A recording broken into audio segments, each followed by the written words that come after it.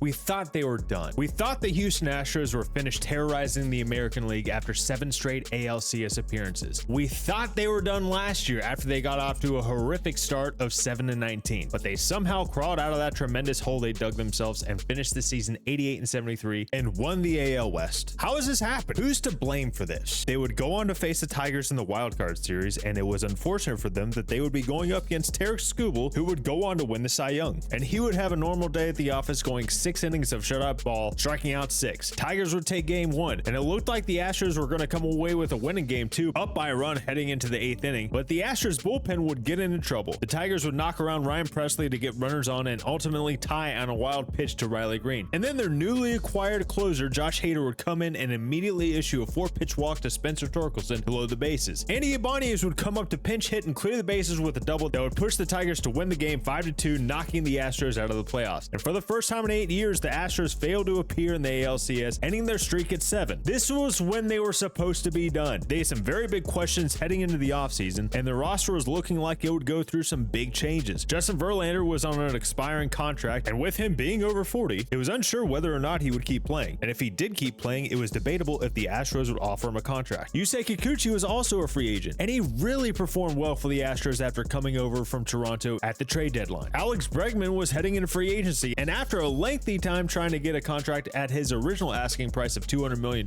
he would end up signing a 3-year deal with an AAV of $40 million a year with the Red Sox, with opt-outs after every year. Kyle Tucker was also entering his final year with the team, and it looked like he was going to get a hell of a contract in free agency with the type of year that he had. Even though he only played half the season, what he did in that half year was incredible, and if he played the full year at that level, he would have been in MVP talks. But the Astros decided that they didn't want to waste an opportunity to get something back for a player of his caliber, and traded him to the Chicago Cubs. So this is when it really was supposed to be over for the Astros, losing players that were key contributors to their historic run. How are the Astros going to continue their winning ways after losing these key contributors? Well, let's take a look at what they got in return for Kyle Tucker. The Chicago Cubs sent over Isaac Paredes, who was very good before the Cubs acquired him, but was atrocious once he put on a Cubs uniform. Well, the thing is, he was never going to be good with the Cubs, being an extreme pull ball hitter. But the stadium formerly known as Minute Maid Park has the Crawford boxes, which suits Paredes' swing perfectly. They also received Hayden Wesneski, who had been used as a starter and a reliever over the start of his brief career, and had a pretty decent year in 2024. They also received Cam Smith, a third base prospect who was just drafted in 2024 and was looked at as one of their top prospects. All he did when he got to pro ball was absolutely mash. That was a pretty good return for the Astros. It looked like it was going to help them now with Isaac Paredes and Hayden Wesneski, and also in the future with Cam Smith. So although it is kind of crazy to trade an MVP caliber player while you're still trying to actively win, this trade could be a net positive for Houston, especially if Tucker's health was still in question heading into the 2025 season. That wasn't the only big move they made in the offseason. They also went out and signed Christian Walker to a 3-year deal, attempting to fill one of their biggest weaknesses from their lineup from 2024. Although a tad bit older, Walker had been one of the best fielding first basemen in all of baseball, as well as a consistent 120 OPS plus guy over the previous 3 years for the Arizona Diamondbacks. It looked like a fantastic move at the time of the signing. The Astros also traded longtime bullpen anchor and Ryan Presley in a separate trade to the Cubs, acquiring Juan Bello, a starting pitcher who is now in the top 20 prospects in the Astros farm system. So to say the least, the Astros had a very busy offseason. Some big moves were made and players were lost. And even though some of the moves may be a net positive in the long run, there is no doubt that this is a less potent team than we have gotten used to in the past 8 years. No more Bregman, no more Kyle Tucker, no more Verlander. And the postseason projections reflected that. The Astros had an 85.9% chance to make the playoffs heading into the regular season in 2024, compared to a 52.3% chance of making the playoffs heading into this year. But the Astros were looking to do anything that would keep their playoff streak alive, and we were going to see why. During the offseason, there was a decision made to move Jose Altuve to left field. While it may not have made sense for Altuve as a player to move to left field at the age of 35, while also never playing in the outfield before, it made sense for the team. The outfield was one of the weakest parts of the Astros heading into 2025 after trading Kyle Tucker. Altuve was starting to become a defensive liability at second base, accumulating -13 or worse defensive run save per year since 2022. So even though he would still most likely be a defensive liability in left field, it was worth a try to get a little bit more offensive production from the outfield. And speaking of offensive help in the outfield, Cam Smith was hitting so well in spring training that he started getting outfield reps despite being a primary third baseman at the time. And wouldn't you know it, he played his way onto the opening day roster as well as the starting lineup as the Astros starting right fielder. And the only question now is, how will the new look for this Astros team perform, no longer being one of the favorites in the American League? Not to mention lots of baseball enthusiasts putting the Astros behind the Seattle Mariners, partly due to them having one of the best pitching staffs in baseball heading into the year, as well as many thinking that the Texas Rangers would have a bounce back year and regain their World Series championship form. However, through April 30th, we would see this Astros team have a winning record at 16-14, putting themselves in second place of the division behind the Seattle Mariners. This was a decent start for the Astros, all things considered, and this was definitely a better start than the 2024 Astros, who were 10-19 on April 30th last year. And although at this point it was very early into the season, some of the Astros key contributors from the past had yet to find their groove. Yordan Alvarez, who has been one of the best overall hitters in baseball in recent years, had gotten off to an awful start, only hitting 3 home runs and having an OPS under 700 in the first month of the season. Yainer Diaz, one of the better offensive catchers in the American League, if not all of baseball the last couple years, had an OPS of just 515 to open the season. Jose Altuve was having a very mediocre year at the plate with a WRC plus of just 101, barely above league average. New faces Christian Walker and Cam Smith were also not getting off to the best starts, not to mention that Spencer Arrighetti, who had an amazing second half of last year, had fractured his thumb after 2 starts and had to be placed on the injured list. Framber Valdez had also gotten off to not necessarily a poor start, but a very mediocre start. But all that said, it's just a month into the season, so there was still time for those who were struggling up to this point to turn things around. Fast forward to May 31st, the Astros were just above 500, being 31-27, not really being able to get a good streak going. They would also lose Yordan Alvarez in early May with a fractured hand, placing him on the 60-day IL, with not a clear timeline on his return. And newly acquired Hayden Wesneski, who is having a decent year, would go down with an elbow injury and need Tommy John, so he would miss the rest of 2025. However, the Mariners were not able to really take advantage and gain ground in the division. They were only a half game up on the Astros, and the Texas Rangers had not shown any signs of getting back to the World Series form from 2023. And there were signs that the Astros could potentially start to really take off at this point. Despite some of their key contributors still not producing in the ways we have been used to, the team was getting some surprising performance out of guys like Victor Caratini, who's putting up an OPS close to 800 to this point. Jake Myers is also having a very good year through the first 2 months of the season. Isaac Paredes was performing very well offensively with his new team. He looked way closer to the player we saw with the Rays. Jeremy Pena was also having one of the best seasons of all the shortstops